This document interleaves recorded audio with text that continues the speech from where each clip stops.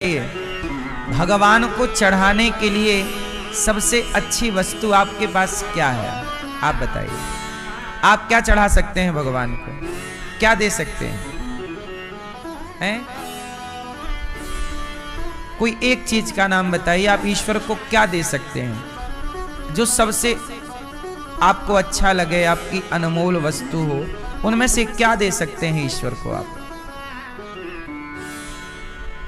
आपके पास सबसे अनमोल वस्तु क्या है? बताइए। इतना टाइम नहीं है, आप बताओ। है?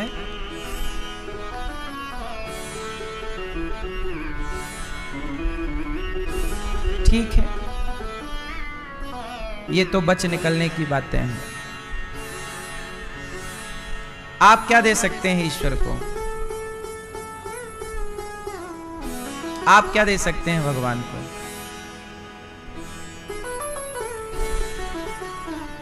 आप क्या दे सकते हैं भगवान को? भैया आपने सच कहा, लेकिन सच बताओ, ये आप मानती हो? भीतर से ये भाव है कि सब भगवान का है? आप लोग घर जाते ही ये कह देते हैं ये मेरा है, ये मेरा है। मंदिर में आके सब प्रभु तेरा है। दो तरह की बातें हो जाती हैं। दो तरह की बातें भगवान को पसंद नहीं है। या तो ये कहो कि मेरा है, या फिर पूर्ण कभी ना कहो कि मेरा। सब प्रभु। एक रावण के 10 सिर थे। क्यों? 10 सिर का अर्थ ही होता है 10 तरह की बातें करने वाला। एक तरह की बात क्या दे सकते हैं आप भगवान को? चलो, आपने कभी नहीं सोचा, आज आपको सोचने के लिए दास ने मजबूर किया।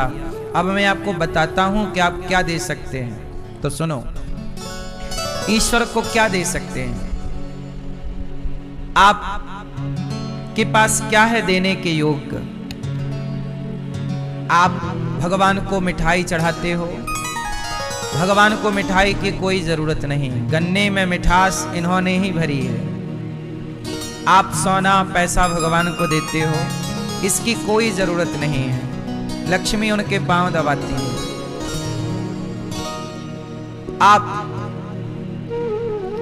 आप कहते हैं हम भगवान को भाव दे सकते हैं, प्रेम दे सकते हैं। आप कह रहे हैं दे सकते हैं, इसका मतलब अभी तक दिया नहीं है। दे सकते हैं, भविष्य की बात। दिया किसको है? पूरा प्यार तो आपका बच्चों में है, परिवार में है, पैसे में है। इससे जब निकलेगा तब ना थोड़ा भगवान तरफ पहुंचेगा। इसमें बहुत टाइम लगेगा। ये कह देने से नहीं हो जाएगा ना। आप कह दो, कह देने से कुछ नहीं। एक चीज है जो आप ईश्वर को दे सकते हैं। बताऊं क्या है? भगवान को देना है। अब की बार मंदिर जाइएगा बिहारी जी के चरणों में, तो पुष्प लेकर नहीं, पैसा लेकर नहीं, माला हार लेकर नहीं, लड्डू मिठाई लेकर नहीं। भगवान पूछेंगे आज कुछ लाए नहीं।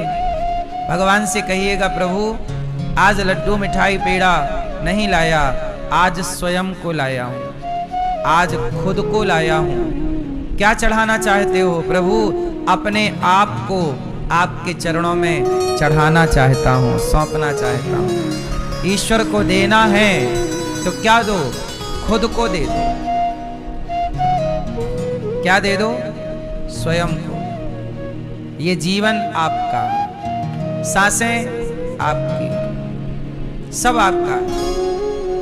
निश्चिंत होकर प्रभु के हो जाओ। अब जैसे आपने कहा प्रेम देंगे, भाव देंगे। जब अपने आप को ही दे डालोगे तो ये तो सब भगवान का हो ही गया। जब अपने को ही दे डाला तो संसार की हर वस्तु तो ईश्वर को दे ही दी। अभी तक आप क्या करते हो? अपने आप को तो सौंप रखा है किसी और को, और वस्तु चढ़ाता रहता भगवान को। ये तो बात ऐसी हो गई कि पति ने पत्नी से कहा कि सुनो, सैलरी पूरी तुम ले लिया करो, गाड़ी की चाबी तुम लो, घर की चाबी तुम लो, फैक्ट्री सब तुम्हारा, लेकिन मैं जो हूं ना, मैं पड़ोसन का रहूंगा। तो मैया आप खुश रहेंगी? आपका पति सब कुछ आपको दे, गाड़ी बंगला दुकान, अपने आप को किसी और के हवाले कर दे, आप संतुष्ट हैं मैया? नहीं ना? ऐसे ही पत्नी जो पतिव्रता होगी, वो पति के धन वस्तु के पीछे नहीं, वो पति को चाहती है, पति से नहीं चाहती। ऐसे ही उच्च कोटि का भक्त भगवान से नहीं चाहता, भगवान को चाहता है। आपको पति चाहिए, है ना? ऐसे ही भगवान को भी क्या चाहिए? आप लोग नारियल मिठाई वस्तु, भगवान को ये सब नहीं चाहिए। भगवान को भक्त चाहिए, आप चाहिए। इसलिए आप समर्पित होइए, अपने आप को सौंपिए, प्रभु मैं आपका हूं। और ये बात कहने की नहीं, ये मान लीजिए, जीवन में उतार लीजिए, प्रभु हम आपके हैं और आपके ही बन करके रहेंगे। सदा भगवान के बन करके रहो, किसी और के ना हो जाओ। इसी से भगवान प्रसन्न होते हैं।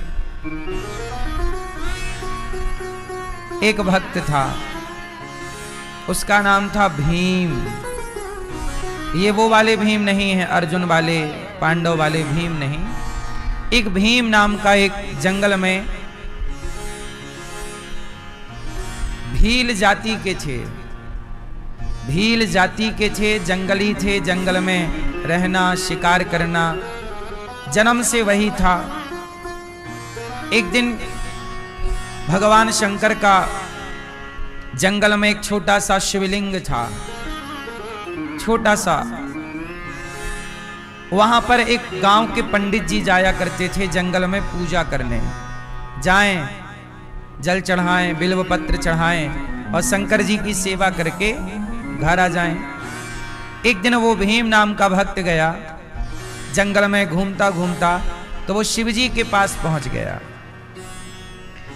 उसके अंदर थोड़ी सी भक्ति थी, जरा सी। कभी सत्संग में सुना था कि शंकर जी, और जैसे ही शंकर जी को देखा दौड़ पड़ा, भोलेनाथ इस घनघोर जंगल में आप अकेले हैं। लिपट गया, भोलेनाथ आप अकेले हैं, आपको डर तो नहीं लग रहा? आपको कोई शेर ना खा जाए, आपको कोई नुकसान ना पहुंचाए? आप यहाँ कब से बैठे हैं? देखो, वो ये नहीं सोच रहा कि ये शिला है, पत्थर है, वो ये मान रहा, जबकि मूर्ख है, जबकि पढ़ा लिखा नहीं है। पर देखो, भगवान ये नहीं देखते कि आपकी शिक्षा क्या है, डिग्री क्या है।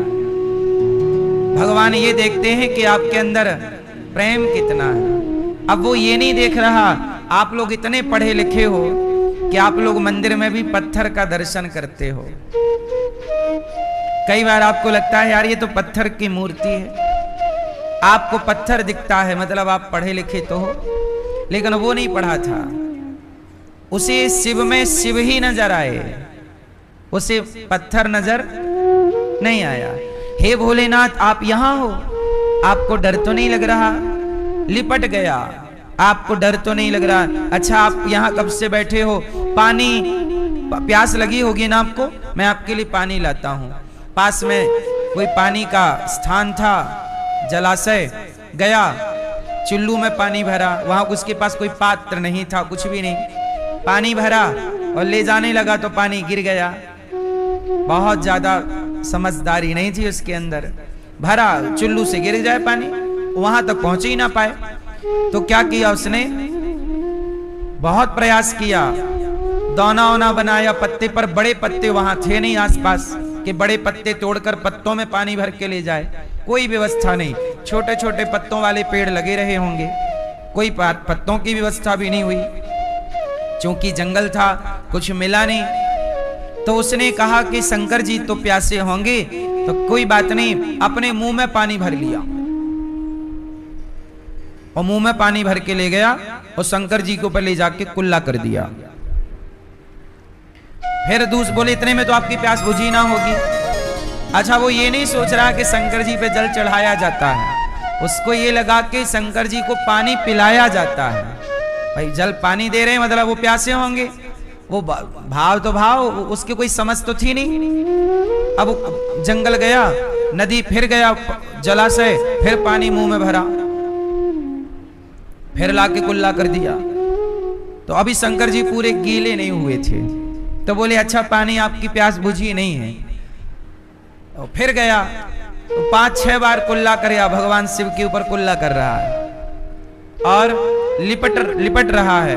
और जब लिपटा भगवान शिव से, हे भोलेनाथ अब बताओ कि आपको पानी तो मिल गया, पर हमें पता है कि आपको भूख भी लगी होगी, तो आप क्या खाओगे? अच्छा, वो मांसाहारी था, वो खुद क्या खाता था? जंगली था, भील जाति का था, तो वो तो मांस ही खाते हैं ना जंगल में। तो वो जो सबसे कोमल मांस होता है किसी पक्षी या जानवर का, वो गया जंगल से मार करके और मांस लाके शिव जी पे चढ़ा दिया। हे भोलेनाथ ये खाओ, आपके लिए कोमल वाला लाया हूं। अब वो क्या जाने कि भगवान को मांस नहीं चढ़ता, लेकिन वो तो बोले मैं यही खाता हूं, ये मुझे अच्छा भी लगता, आपको भी अच्छा लगेगा, खाओ। अब चढ़ा दिया और चला गया। बोले आप खा लेना, मैं फिर आऊंगा। अब फिर पंडित जी आए, पंडित जी ने देखा कि राम राम शंकर जी के ऊपर मांस चढ़ा है। पंडित जी ने सारा हटाया, राम राम, मंदिर किसने भ्रष्ट कर दिया, गंगा जल से धोए, पूरा मंदिर साफ किया, शंकर जी को फिर तिलक वंदन किया। और अब की बार क्या हुआ, पंडित जी ने भगवान शंकर पर रोली कुमकुम थोड़ी ज्यादा सी चढ़ा दी ऊपर, और रोली कुमकुम खूब सारी चढ़ा के, और पंडित जी दीपक वीपक जला के पूजा करके चले गए। अब शाम को फिर वो आया, और जब आया तो शंकर जी के ऊपर लाल, उसे लगा शंकर जी को चोट लग गई, खून आ गया। शंकर जी को क्या बह रहा है? खून। वो रोली को खून समझ बैठा, हल्की फुल्की बारिश हुई होगी तो वो गीली हो गई तो बह रही थी। अब तो लगा कि शंकर जी को चोट लग गई, उससे जैसे बना गया जंगल में, और जो जड़ी बूटी उसे पता थी, जंगली तो था ही पूरा, जो जो पता था सब जड़ी बूटी इकट्ठा किया और लेप बनाया, और लेप बनाया, और लेप बनाकर, अच्छा लेप बनाने में क्या हुआ कि पत्थर वत्थर तो मिला, उसे लगा कि चोट लगी जल्दी करूं, अब पानी लेने उसे जाना था तो टाइम लग जाता, तो उस लेप में पानी की जरूरत थी, पानी मिलाना था, पानी तो मिला नहीं, तो उसने अपना थूक मिला दिया, गीला करना था ना उसे, थूक से गीला कर दिया, और पूरी बूटी बनाई, दवाई बनाई, और पूरा खून हटाया।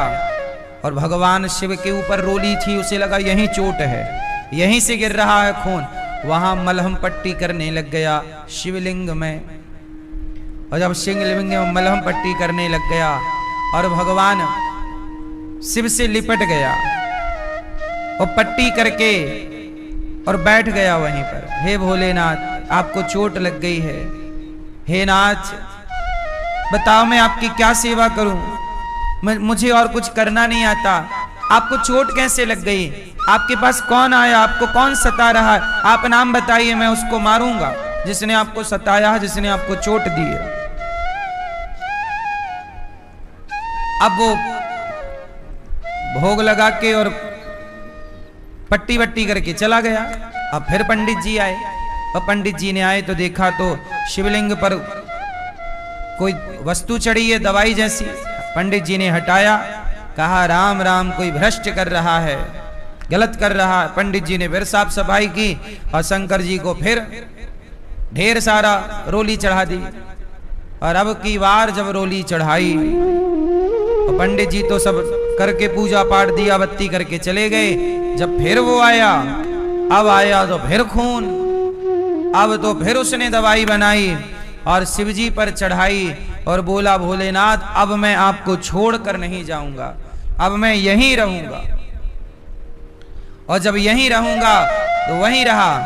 पूरी शाम को वो पट्टी कर रहा, पूरी रात शिव जी से लिपट करके पूरी रात लिपटा रहा, जपता रहा, हे शिव, हे भोलेनाथ, हे भोलेनाथ, आपको कोई चोट ना लग जाए, आपको कोई कष्ट ना हो। अब सवेरा हुआ तो वो लिपटा। अब फिर पंडित जी आए, और पंडित जी आए तो वो लिपटा। तो पंडित जी ने कहा, भाई तू कौन है? अब पंडित जी के हाथ में वही रोली। अच्छा, तू मेरे भोलेनाथ को घाव देता है, आज तुझे छोड़ूंगा नहीं। और तलवार लेकर के पंडित जी को मारने चला कि तू शिव जी को कष्ट दे रहा है। और पंडित जी तलवार देख के भागे। और जब भागे तो पंडित जी भी भक्त थे भगवान शिव के, क्योंकि जंगल में वो ही जाते हैं पूजा करने। उन्होंने कहा, प्रभु ये क्या संकट है, आप जरा रक्षा कीजिए। और भगवान शिव को जब पुकारे तो भगवान शिव ने प्रकट होकर तलवार लिए उस भीम को अपने हृदय से लगा लिया। और हृदय से लगा करके कहा कि पुत्र, जैसे तुम भक्त हो ऐसे ये पंडित जी भी भक्त हैं। एक सही पूजा कर रहे थे विधि विधान से, और एक गलत ढंग से पूजा कर रहा था, मांस चढ़ा रहा, कुल्ला कर रहा। भगवान ने ये नहीं देखा कि पूजा की विधि क्या है, किस विधि से आप पूजा कर रहे हैं। विधि दोनों की सही या गलत हो सकती है, पर भगवान के प्रति जो समर्पण था और जो प्रेम था वो दोनों का सही था। इसलिए भगवान शिव ने दोनों को एक साथ दर्शन दिया, और भगवान शिव दोनों को साथ शरीर गोद में लेकर अपने शिवलोक लेकर चले गए कि तुम्हारे प्रेम के बल पर मैं तुम्हें प्राप्त हो रहा हूँ। इसका सीधा सा अर्थ ये है कि भगवान ये नहीं देखते कि आपका भोग किस तरह का लग रहा है, आपकी वस्तु कैसी है, कच्ची है, पक्की है, सस्ती है, महंगी है, ये कुछ नहीं देखते। इसलिए कहता हूँ भगवान प्रेम के भूखे हैं। और प्रेम क्या है? पत्नी का प्रेम क्या होता है? पत्नी पति में समर्पित है। पुत्र का प्रेम कैसे माना जाएगा कि ये पिता से प्रेम करता है? प्रेम का अर्थ है समर्पण। आप कहो कि हम आपसे प्रेम करते हैं, पर हम अपने आप को आपके हवाले नहीं कर सकते, समर्पित नहीं कर सकते। तो जहां समर्पण नहीं होगा वहां प्रेम नहीं होगा। तो जहां भक्त का समर्पण नहीं, जैसे आपने कहा कि भगवान प्रेम के भूखे हैं, तो भाई प्रेम भी तो तब होगा जब समर्पण होगा। क्या बिना समर्पण के प्रेम हो सकता है? इसलिए प्रेम दूसरे नंबर पर है, समर्पण पहले नंबर पर है। इसलिए पति पत्नी में क्या होता है, रिश्ते कैसे चलते हैं? रिश्ते प्रेम से नहीं, रिश्ते समर्पण से चलते हैं। समर्पण होगा तो प्रेम हो ही जाएगा। और आप कहते रहो आई लव यू, पर समर्पण तो है नहीं, तो वो आई लव यू खोखला है। कहते रहिए। अब आई लव यू तो सिया ने भी कहा था, लेकिन आई लव यू कह के ना धक्का दे दिया ऊपर से, क्योंकि समर्पण नहीं था। बोलो हाँ। आई लव यू तो उसने भी कहा था जिसने पति को ड्रम में पैक कर दिया, लेकिन उसके आई लव यू में समर्पण नहीं था। आजकल क्या है, प्रेम केवल शब्दों तक सीमित रह रहा है। आजकल का प्रेम कहाँ है? केवल शब्द। इसे कहते हैं शब्द जाल। क्या कहते हैं इसे? शब्दों में फंसा लेना, शब्द जाल में। इसी शब्द जाल से हमारे देश में लव जिहाद चल रहा है। लड़के लोग लड़कियों को शब्द जाल में फंसा लेते हैं। हम तुमसे बहुत प्यार करते हैं, लड़कियां इसी शब्द जाल में फंस जाती हैं, और वो शब्द जाल में फंसा के भोली भाली लड़कियों को ले जाकर बाजार में बेच देते हैं। आजकल लोग प्रेम समझ ही नहीं पाते, वो शब्दों को प्रेम समझ लेते हैं।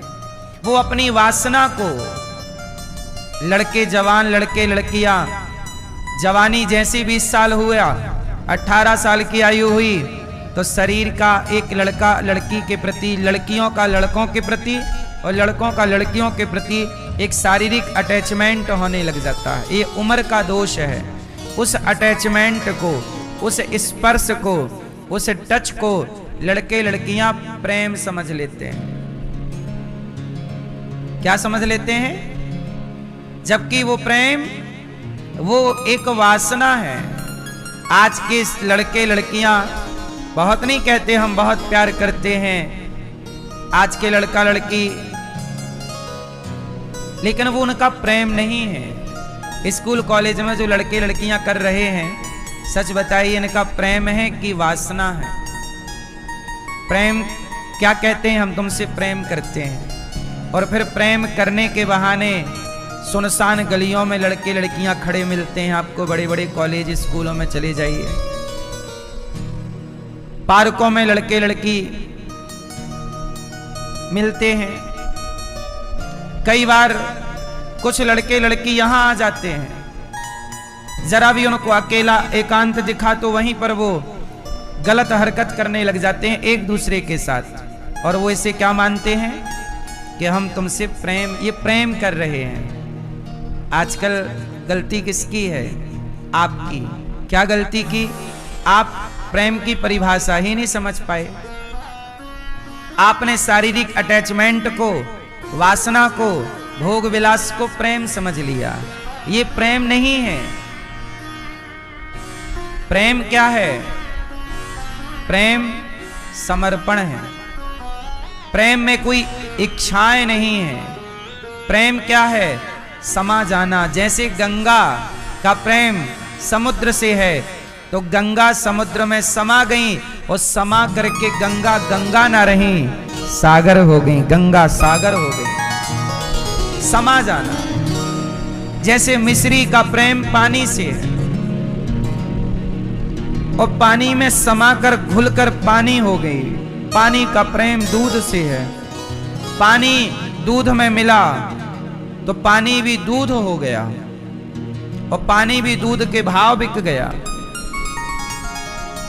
इसलिए शिव और शक्ति ये दो नहीं है, एक है। पति और पत्नी दो नहीं है। जहां दो हैं वहां झगड़ा है। आज पति पत्नी में तलाक क्यों है? झगड़ा क्यों है? क्योंकि ये एक हो ही नहीं पाते, और एक होने के लिए समर्पण चाहिए, और वो आज के लोगों में समर्पण नहीं है, तो वो दो ही रहते हैं। और झगड़े के लिए दो चाहिए, तो दो हैं, और दोनों एक हो जाते तो झगड़ा ना होता। और ये एक कब होंगे? शिव और शक्ति दोनों। इसलिए कहा अर्धांग। इसलिए हमारे सनातन में नारी को कहते हैं अर्धांगनी। क्या कहते हैं? क्यों कहते हैं? क्योंकि समर्पण है। लेकिन आजकल तो रिश्ते भी मजाक हो गए हैं। कहां समर्पण रहा? आजकल रिश्ते भी बाजारों में बिकने लग गए हैं। इतना पैसा दोगे तो हमारा लड़का तुम्हारी लड़की से ब्याह करेगा। 5 लाख दो, 10 लाख दो, 50 लाख दो, 1 करोड़ दो। डिमांड चलती है। और आजकल की डिमांड भी बदल गई है, गिफ्ट के रूप में चलती है। गिफ्ट दीजिए, गिफ्ट लीजिए। समधी होते थे हमारे सनातन में। क्या होते हैं? जोर से। समधी। समधी का अर्थ क्या हुआ? धी कहते हैं बुद्धि को। धियो यो न प्रचोदयात्। धी। धी मीन्स क्या होता है? धी मतलब बुद्धि। और सम। सम मतलब एक। आपकी विचारधारा और मेरी विचारधारा एक है, हम दोनों एक हो गए, वही है समधी। पर आजकल समधी भी पैसों से बनते हैं। बोलो हाँ। फिर इसलिए रिश्तों में अब जान नहीं है। अब तो आप झूठ ही कहते हो तुम मेरी जान हो। आजकल तो जान जान लेने पर तुली है। आजकल की जाने तो जान लेने पर तुली हैं। तो आज के युग में खाने पीने की वस्तु में तो मिलावट है, रिश्तों में भी मिलावट है, रिश्तों में भी कमी हो गई है। किसकी? जब सांसारिक रिश्तों में समर्पण नहीं है तो भला भक्त भगवान के रिश्ते में समर्पण कैसे आएगा? जब जगत से ही, जब पुत्र का, जब बेटे का मां से ही प्रेम नहीं है, जब बेटे का अपनी जन्म देने वाली माता से ही प्रेम ना हुआ, पिता से ही प्रेम ना हुआ, तो वो बच्चा भला भगवान से क्या प्रेम करेगा? भगवान से प्रेम वही कर सकता है जो मां से प्रेम करेगा, जो पिता से प्रेम करेगा। क्योंकि सबसे पहला प्यार इस धरती पर यदि किसी से किया जाता है तो मां से किया जाता है। पहला प्यार भगवान से नहीं होता। आपका पहला प्यार कौन है? आपकी मां। और आजकल के लड़के लड़कियां कहते हैं तुम हमारा पहला प्यार हो। गधे हैं एक नंबर के। पहला प्यार तो तुम जान ना पाए और बात प्यार की करते हो। तुम क्या जानो प्यार क्या होता? क्यों मैया? पहला प्यार कौन?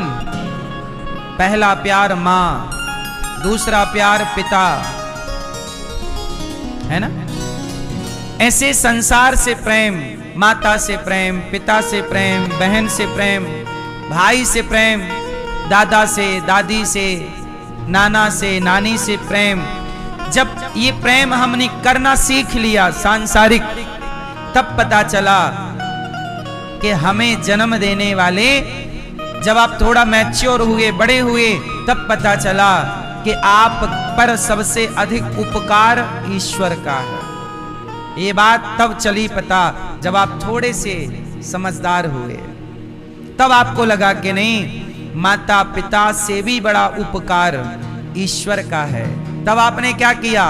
अब थोड़ा सा जो मां से प्यार था, पिता से प्रेम, अब वही प्रेम आपने भगवान की ओर मोड़ दिया। वही प्रेम भगवान से। जो अपनी मां से प्रेम नहीं कर सकता वो भगवान से कभी प्रेम नहीं कर सकता। वो कितना भी कहे, चाहे वो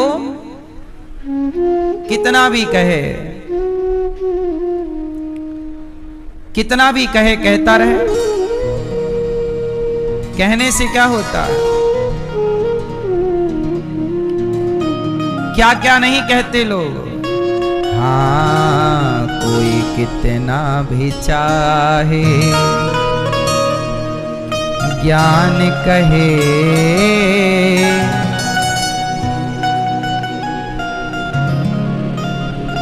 कोई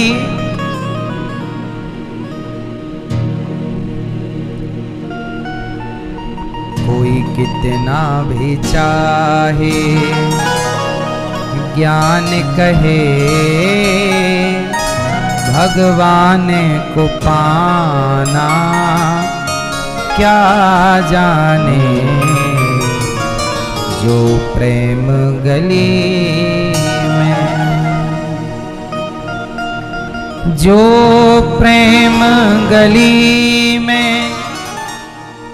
आए नहीं, प्रियतम का ठिकाना क्या जाने। जो प्रेम गली में आए नहीं, प्रियतम का ठिकाना क्या जाने। जिसने कभी प्रेम किया ही नहीं, वो प्रेम निभाना क्या जाने। भगवान से प्रेम करने से पहले अपने माता पिता से प्रेम करना होगा। कोई कहे हम अपनी मां से प्रेम नहीं करते, पिता से प्यार नहीं करते, भगवान से करते हैं, एक नंबर का झूठा है।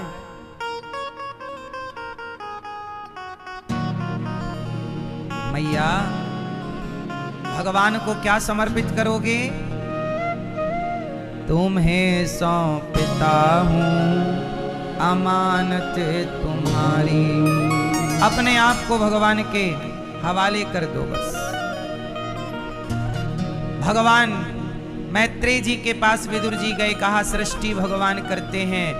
भगवान नारायण की नाभि से कमल, कमल में ब्रह्मा जी, और ब्रह्मा जी के 3 मनु शत्रुपा हुए। मनु और शत्रुपा से 3 बेटियां हुई। आकुति का विवाह रुचि प्रजापति से, देवहूति का विवाह करदम जी से। करदम जी की 9 बेटियां हुई। 9 ब्रह्मा जी के मानस पुत्रों से विवाह किया। और करदम जी ने अपनी पत्नी के आगे हाथ जोड़ा, कहा देवी आज्ञा दो। पत्नी ने कहा मुझे पुत्र तो दीजिए। और पुत्र कपिल देव जी को पाकर करदम जी चले गए। देखो संसार का नियम क्या है। बेटी का विवाह करने के बाद आप, और बेटे का विवाह करने के बाद आप, जब बेटी और बेटों के विवाह से फुर्सत हो जाओ, तब पूरा समय भगवान को देना शुरू करो। अब आपका गृहस्थ पूरा हो गया। क्या पूरा हो गया? अब गृहस्थी पूरी हो गई। अब चित्त भगवान में लगाओ। अब भगवान का अधिक से अधिक चिंतन करो। अब आपका समय, अब ढलता हुआ सूरज है, लड़कपन उगता हुआ सूरज है, जवानी मध्य का सूर्य है 12 बजे का, और बुढ़ापा, बुढ़ापा क्या है? ढलता सूरज धीरे धीरे ढलता है। और एक बात समझने की है, सुबह मतलब लड़कपन, दोपहर मतलब जवानी, और शाम मतलब तो आपका बुढ़ापा आया है। मतलब बुढ़ापा नहीं आया, जिंदगी की शाम आ गई है। क्या आ गई है? अब शाम को ना लोग दिया बत्ती करते हैं। दिया बत्ती कब होती है? शाम आ गई है। अब भक्ति का दीपक जला लो, प्रेम का दीपक अब तो जला लो। अब शाम आ गई है। कभी भी अंधकार हो सकता है, अंधेरा हो सकता है, कभी भी मृत्यु। इसलिए भक्ति का दीपक जलाने का सही टाइम है ना मैया? इसलिए ज्यादा पचड़े में ना पड़ा करो, जगत के चिंतन भगवान का करते रहा करो। करदम जी चले गए। माँ देवहूति ने अपने पुत्र से कहा मेरा मन बड़ा अशांत है, मैं क्या करूं? माँ देवहूति को कपिल देव जी ने कहा तितिक्षवः कारुणिकाः सुहृदः सर्वदेहिनां अजात शत्रवः शांता साधवः साधुभूषणः। सहनशील बनो। आज का इंसान कमजोर है। क्या है?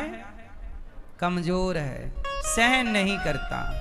जरा सा कष्ट आ जाए परेशान हो जाता है। सहन करिए, हर विपत्ति को सहिए, और हर विपत्ति को सहते हुए भी हैप्पी रहिए, खुश रहिए।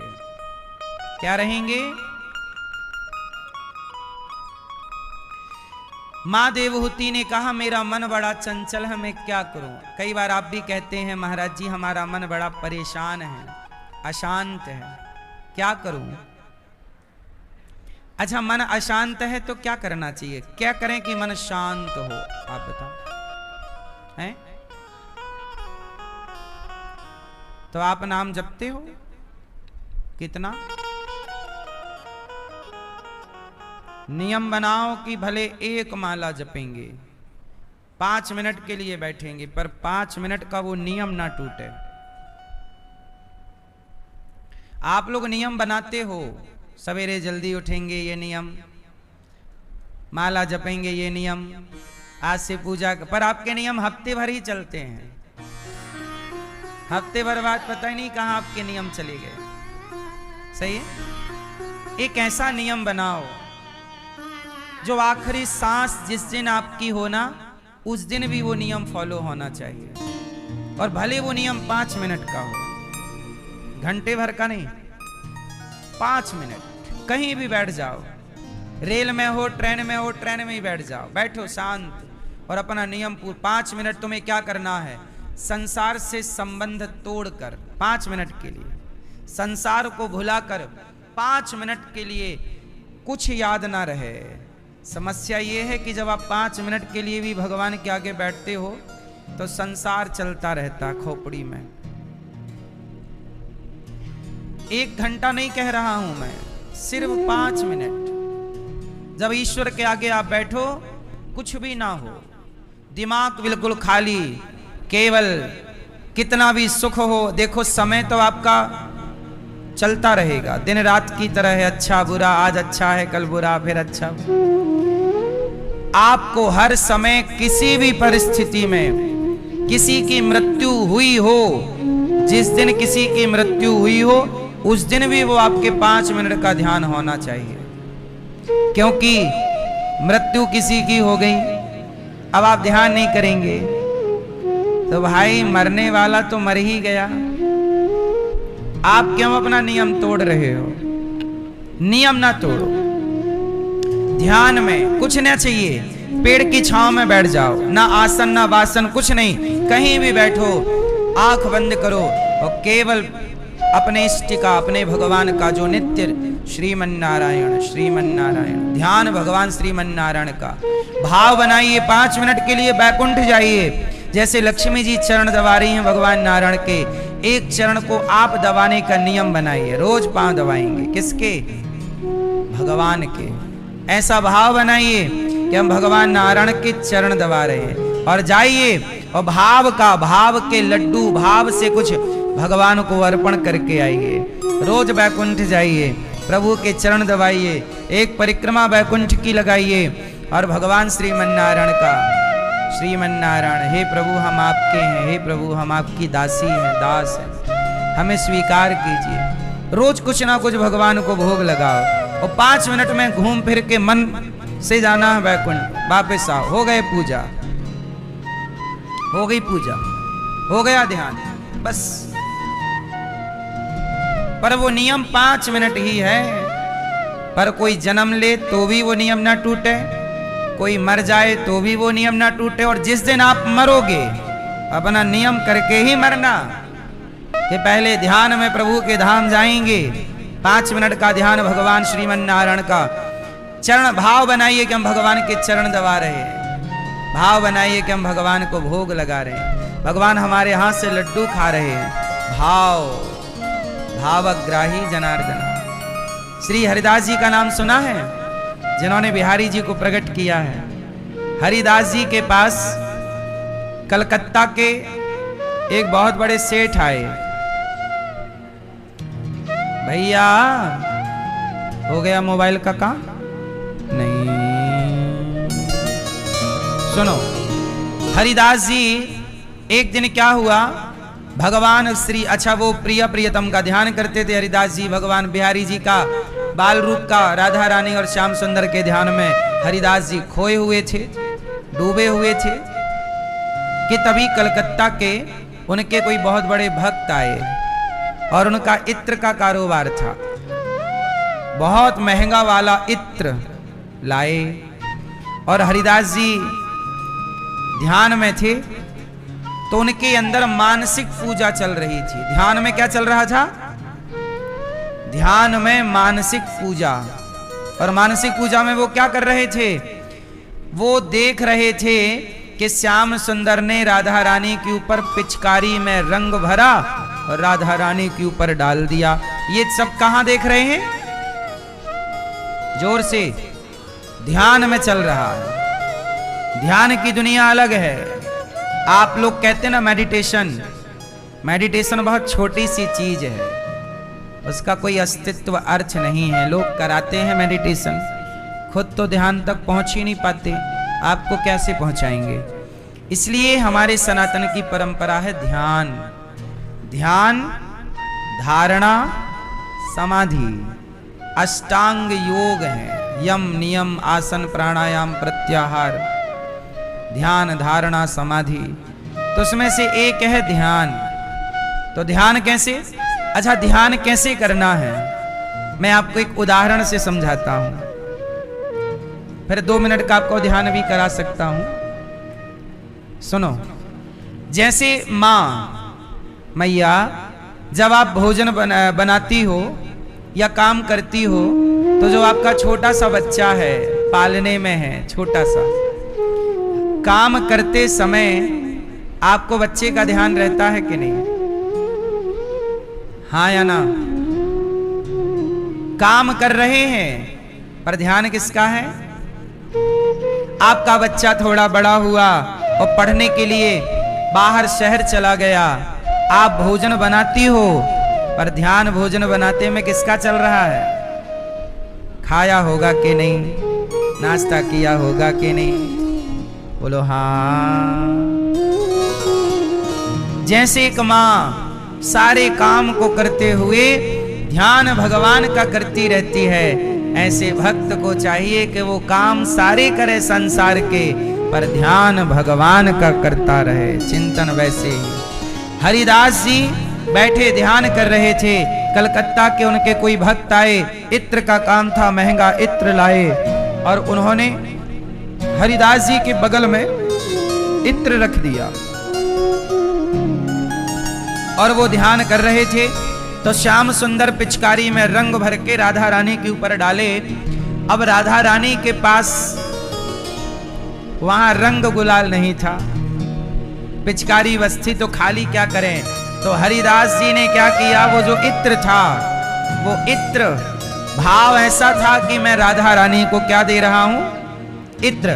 तो पूरा इत्र का ढक्कन खोले और पूरा इत्र राधा रानी की पिचकारी में भर दिया। लेकिन वो वहां बैठा जो उनका भक्त था जिसने इत्र दिया, उसने क्या देखा कि वो सारा इत्र वहीं जमीन पे गिर गया।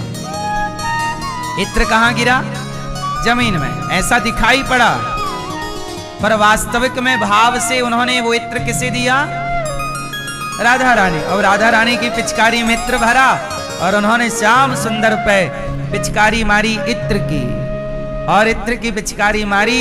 श्याम सुंदर राधा रानी ने होली का पावन खेल खेला और पूरा जब दोनों डूब गए, राधा रानी और श्याम सुंदर रंग में और गुलाल में और इत्र से डूब गए, भीग गए, दोनों प्रसन्न हो गए।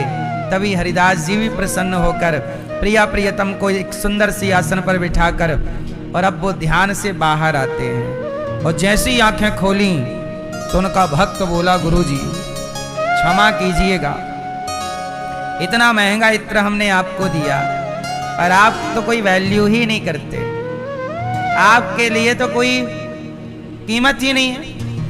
इतना महंगा इत्र, हजारों रुपए का, आपने जमीन में गिरा दिया। हरिदास जी ने कहा, बेटा मैंने जमीन में नहीं गिराया, तेरा इत्र जहां पहुंचाना था वहां।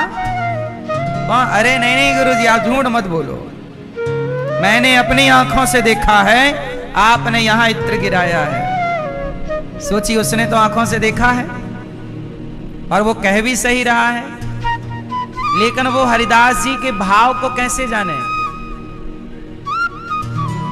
तब हरिदास जी बोले, चल।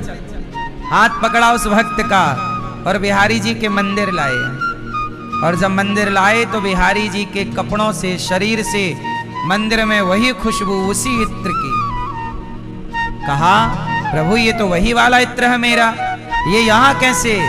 बोले, तेरा इत्र मैंने वहां गिराया नहीं था, उस समय मैं ध्यान में राधा रानी को वो इत्र समर्पित किया, उन्होंने श्याम सुंदर पर डाला, वही श्याम सुंदर के वदन से इत्र की खुशबू आ रही है। तो जो वस्तु आप भाव से भगवान को अर्पित करते हैं वो वस्तु यहीं दिखती है, पर भाव से वो वस्तु भगवान तक पहुंच जाती है।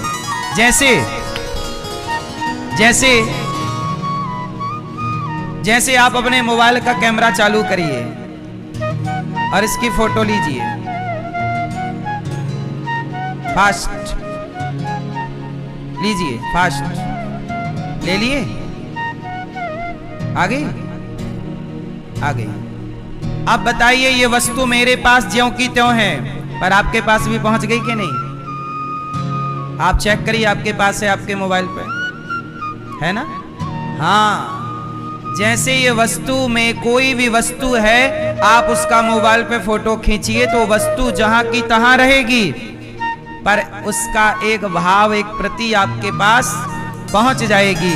उसी प्रकार जब भक्त भगवान को भोग लगाता है दाल चावल सब्जी रोटी, तो आप लोग केवल रख कर भाग ना जाया करो, भाव से प्रभु ऐसा भाव बनाइए प्रभु खा रहे हैं तो खिलाओ भाव से। और जब भाव से पहुंचाओगे तो दाल रोटी तो यहीं रहेगी, पर भाव का वह प्रसाद भगवान तक पहुंच जाता है और भगवान उसे ग्रहण करते हैं।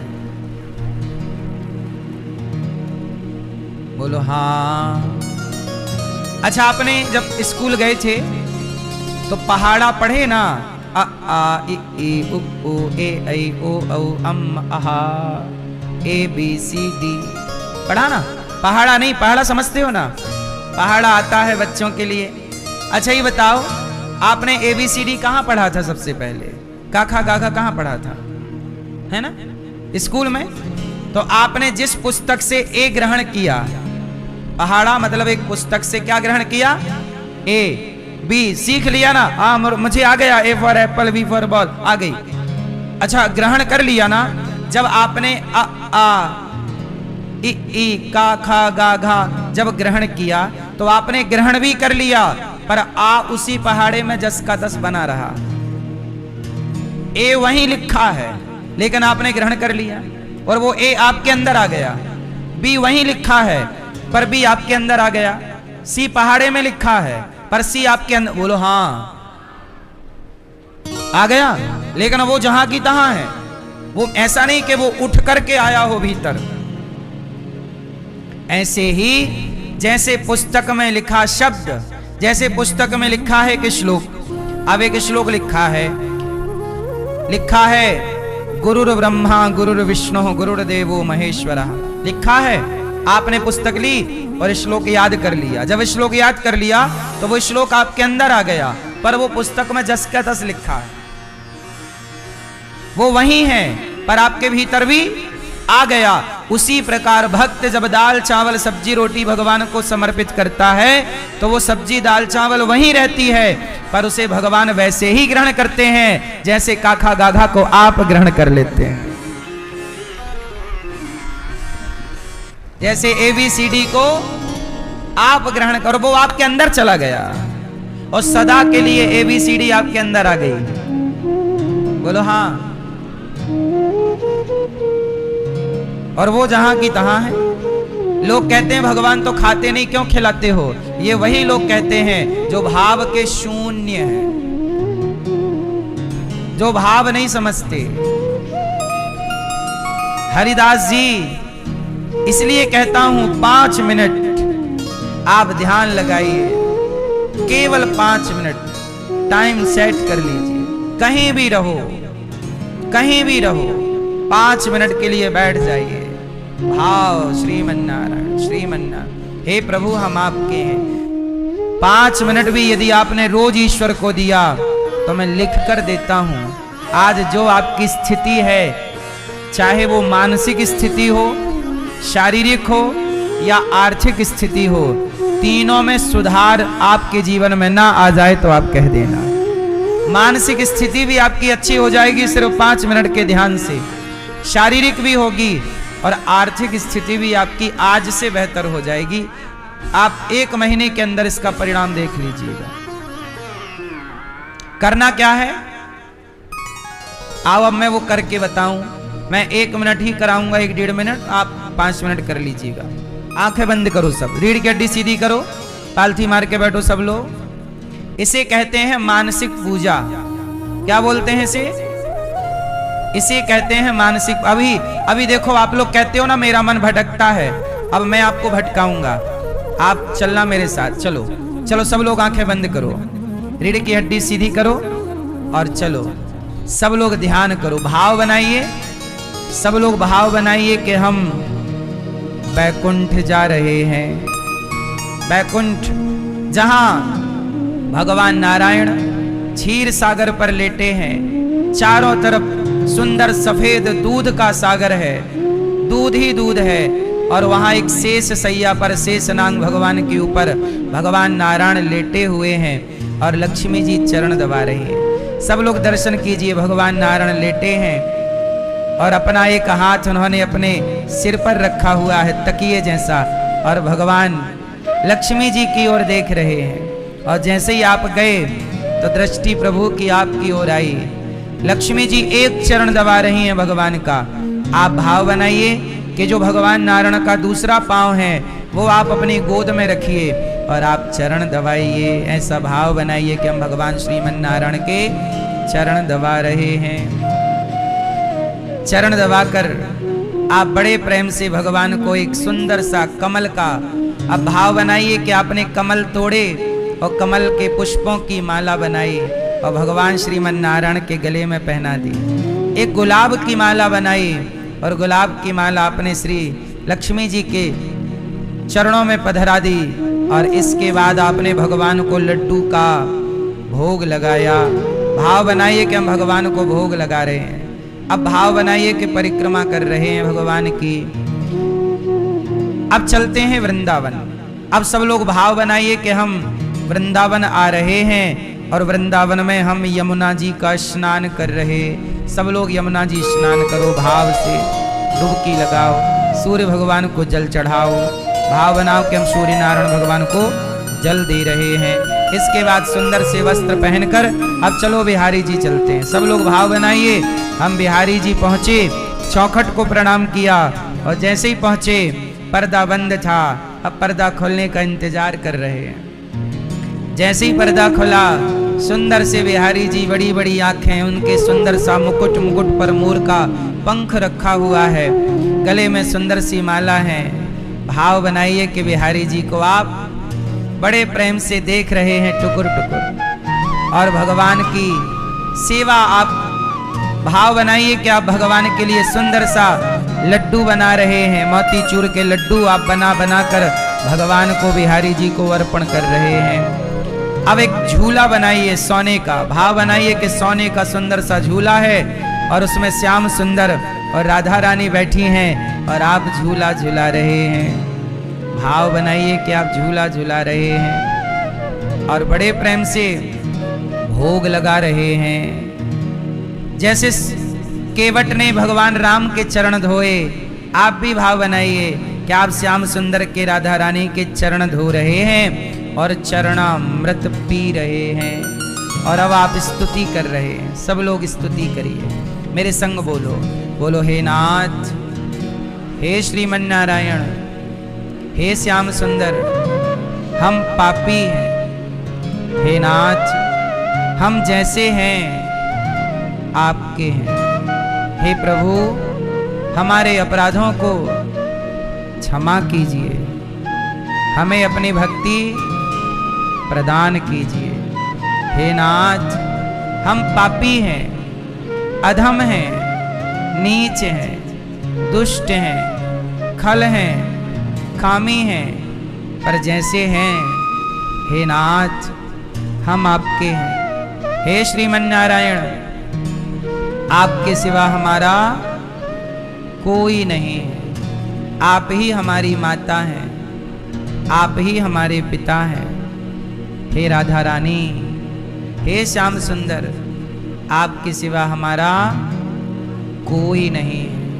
हे नाथ, ये परिवार आपका, ये व्यापार आपका, ये दासी, ये दास आपका।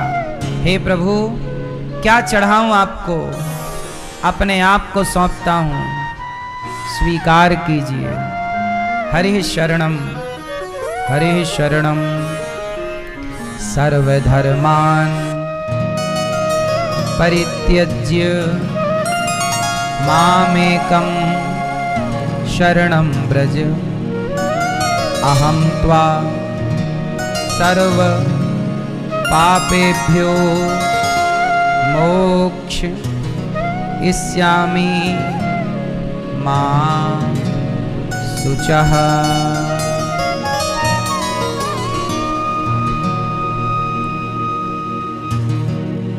अब आप भगवान को अपने वही छवि, राधा कृष्ण की, श्याम सुंदर की, सीताराम की, भगवान नारायण की वही छवि अपने मन मंदिर में बसाइए। कहो कि हे नाथ, मेरे हृदय में आकर बैठ जाइए और कभी निकल कर मत जाइए, सदा के लिए। ये छवि, ये ध्यान अपने हृदय में भाव बनाइए कि मेरे हृदय में श्याम सुंदर राधा रानी के संग विराजे हैं, सोने का झूला है, और हम दिन रात प्रभु को अपने हृदय में बसाकर अपने हृदय को ही प्रभु का मंदिर बना दिया। रोज दर्शन करो, बार बार बात करो, जो खाओ भाव से प्रभु आप खाइए, पहले आप पानी पीजिए प्रभु, आप दूध पीजिए प्रभु, आप ऐसा भाव। अब आप आंखें खोल लीजिए। भगवान को कहां बिठा लिया? कितना टाइम लगा? 5 मिनट से भी कम लगा। ये क्रिया आपको नित्य करनी है, 5 मिनट की है। कहां कहां गए आप? ऐसे ध्यान में आप अयोध्या भी जा सकते हैं। ऐसे ध्यान में रोज गिरिराज जी की एक परिक्रमा भी लगा लो। भाव बनाओ कि हम गिरिराज जी की परिक्रमा लगा रहे हैं। भाई शारीरिक ना सही, मानसिक सही, पुण्य वही है, फल वही मिलना है। शारीरिक परिक्रमा करने का जो पुण्य है वही पुण्य मानसिक का भी है। और आप बैकुंठ घूम आए, यमुना जी भी नहा लिया आपने भाव से, लड्डू का भोग लगाए और यहां बसा लिया। ये है मानसिक। बड़े बड़े ऋषि मुनि सालों साल समाधि में डूबकर क्या करते हैं? यही मानसिक पूजा। 5 मिनट रोज करेंगे। कितने लोग पक्का मेरे से प्रॉमिस करेंगे? अब ये मानसिक पूजा आपको 5 मिनट हमेशा आज से स्टार्ट हो गई, अब रोज करेंगे। कौन कौन करेगा? पक्का? ए छोरा, तुम नहीं करोगे? कौन कौन करेंगे? पक्का? कौन कौन करेगा? करोगे ना? मैया आपने हाथ उठा रही हो, करोगे आप? मैया, मैया आप लोग करेंगे? पक्का करिएगा। इसी से आपके जीवन में बदलाव होगा। बदलाव ना होए तो आप कहना भगवान कुछ समय तो दीजिए। भगवान को यहां बसाइए, और भगवान जब यहां बस जाएंगे तो कहना अब निकल के न जाने का वादा करो। अब